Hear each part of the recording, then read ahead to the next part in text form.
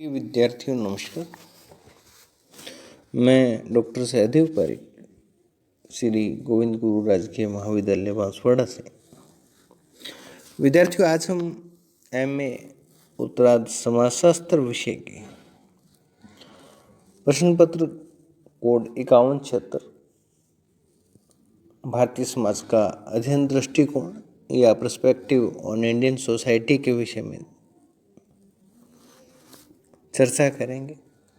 और आज का हमारा जो प्रकरण है वो है संस्कृतिकरण। विद्यार्थियों, भारतीय समाज जो है वो जाति व्यवस्था में यद्यपि समाज की एक स्थायी संपत्ति के रूप में मान सकते हैं और जाति व्यवस्था ने समाज को एक स्थायी आधार भी प्रदान किए है, लेकिन जाति व्यवस्था की जो पद सोपाने की स्थिति है, इस स्थिति में हजारों ऐसे समूह हैं जो एक दूसरे से अपने आप को निम्न और उच्च मानते हैं और जाति समूह में सदैव अपनी स्थिति को ऊंचा उठाने के लिए और उच्च जाति के समान ही प्रतिष्ठा प्राप्त करने के लिए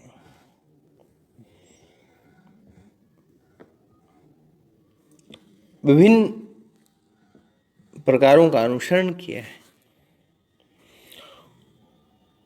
संपूर्ण जीवन विधि के एक अनुकरण की प्रकृति है जो मध्यम या निम्न स्तर की जातियों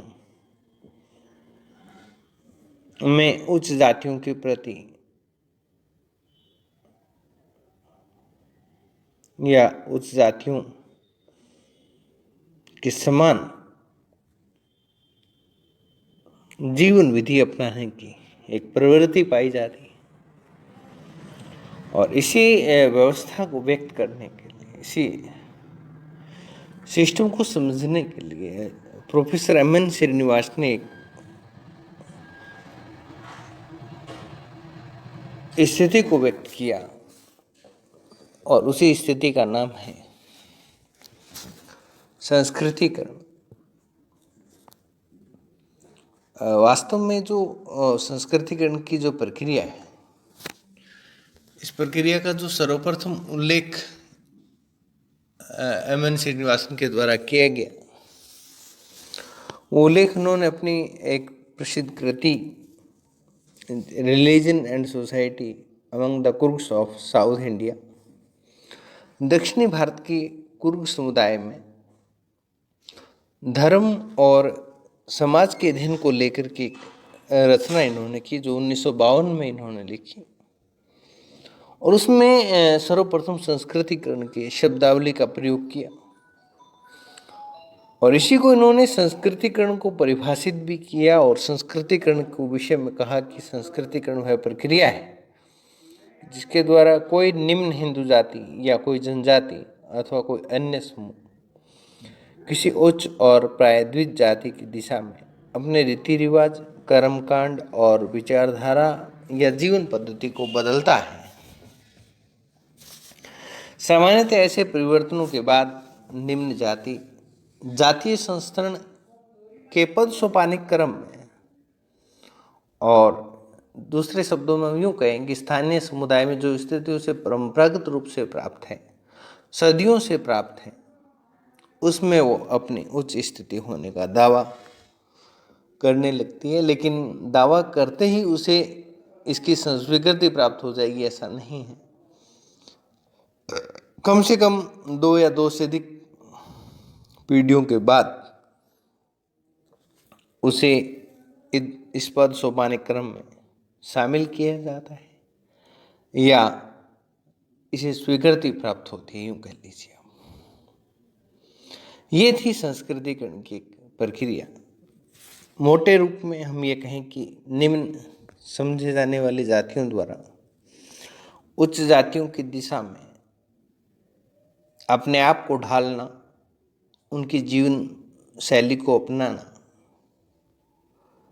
और अपने आप को 1 या 2 पीढ़ी के बाद उच्च जाति के होने का दावा करना, ये संपूर्ण प्रक्रिया जो है वो क्या कहलाती है? संस्कृतिकरण कहलाती है। इसे और अधिक स्पष्ट करने के लिए हम संस्कृतिकरण की कुछ विशेषताओं की यहाँ चर्चा करेंगे।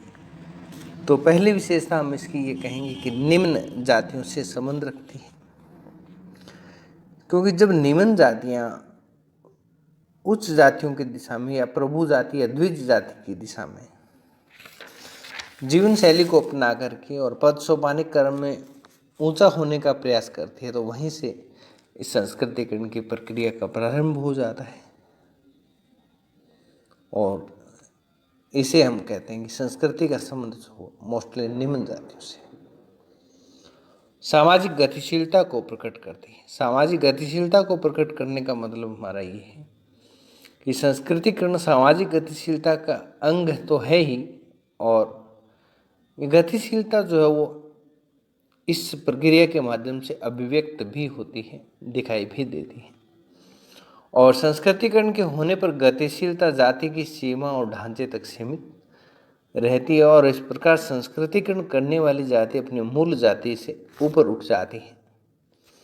हालांकि व्यवस्था में कोई परिवर्तन तो नहीं होता है, लेकिन जाति व्यवस्था का ढांचा जो है वो जैसा पहले था वैसे ही बना रहता है और केवल हिंदू जातियों तक सीमित नहीं है। प्रोफेसर श्रीनिवासन ने कहा कि हिंदू जातियों के अतिरिक्त जनजातियों में, अर्ध जनजातियों में, घुमंतु समूहों में भी यह प्रक्रिया जो पाई जाती है और जो जनजाति संस्कृतिकरण करती है वह धीरे धीरे एक जाति होने का दावा करने लगती है और अपने आप को हिंदू मानने लगती है। और स्पष्ट है कि जनजातियां और अर्ध जनजातियों में भी संस्कृतिकरण की प्रक्रिया जो दिखाई देती है, मिलती है। बिना राजनीतिक अथवा आर्थिक सत्ता अधिग्रहित किए स्वतंत्र रूप से भी संभव है। इस संस्कृतिकरण के लिए कोई जरूरी नहीं है कि कोई राजनीतिक या आर्थिक सत्ता अधिग्रहित किए जाए, क्योंकि बिना इसके भी स्वतंत्र रूप से होने वाली एक प्रक्रिया है। और संस्कृत साहित्य में प्रस्थापित मूल्यों के प्रति स्वीकृति भी जरूरी है। श्रीनिवासन ने कहा कि संस्कृति का तात्पर्य केवल ये नहीं है कि रीति रिवाज और आदतें ही अपना ली जाएंगी, यानी कि मात्र रीति रिवाज और आदतों को ही अपना लेना ही संस्कृतिकरण नहीं है। संस्कृत साहित्य के विशाल जो शब्दकोश है उसमें जो विचार और मूल्य दर्शाए गए हैं या बताए गए हैं उनके प्रति भी उन समूहों की स्वीकृति होना अति आवश्यक है। धर्म, कर्म, पाप, माया, संसार, मोक्ष आदि सब संस्कृत ग्रंथों में धार्मिक विचारों को प्रकट करने के उद्देश्य से जो शब्दावली काम में ली गई,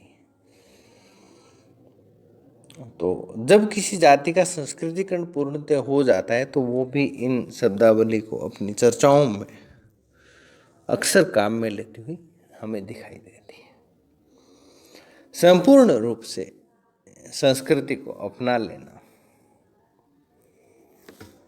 इसकी एक विशेषता है। और संस्कृतिकरण की प्रक्रिया का संबंध जो है एक समूह से है।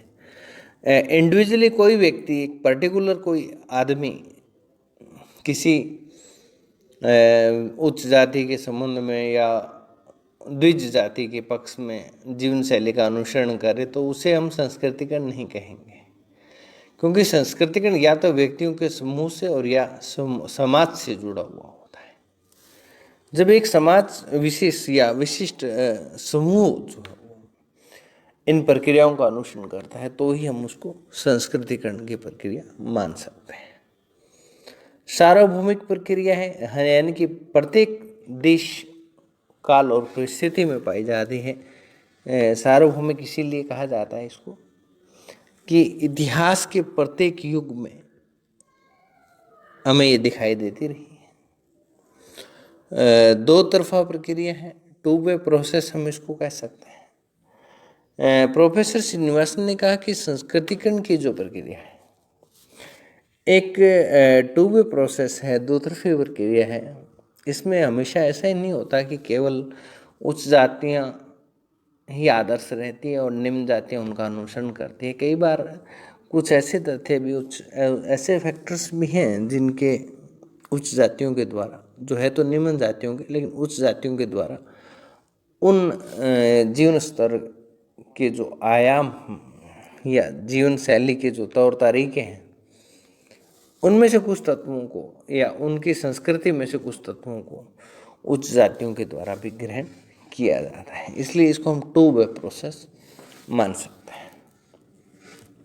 सर्वव्यापी प्रक्रिया है। डॉक्टर श्रीनिवासन ने कहा कि संस्कृतिकरण जो हो भारतीय इतिहास में परिवर्तन की एक प्रधान प्रक्रिया है और वह भारतीय उपमहाद्वीप के प्रत्येक भाग में जो दिखाई देती है या हो रही है। और ये संभव है कि कुछ युगों में इसका प्रभाव ज़्यादा रहा हो, प्रबलता के साथ ये बढ़ी हो, और कुछ भागों में जो है संस्कृतिकरण अधिक हुआ हो और कुछ भागों में कम हुआ हो, लेकिन प्रक्रिया सर्वव्यापी अवश्य रही है।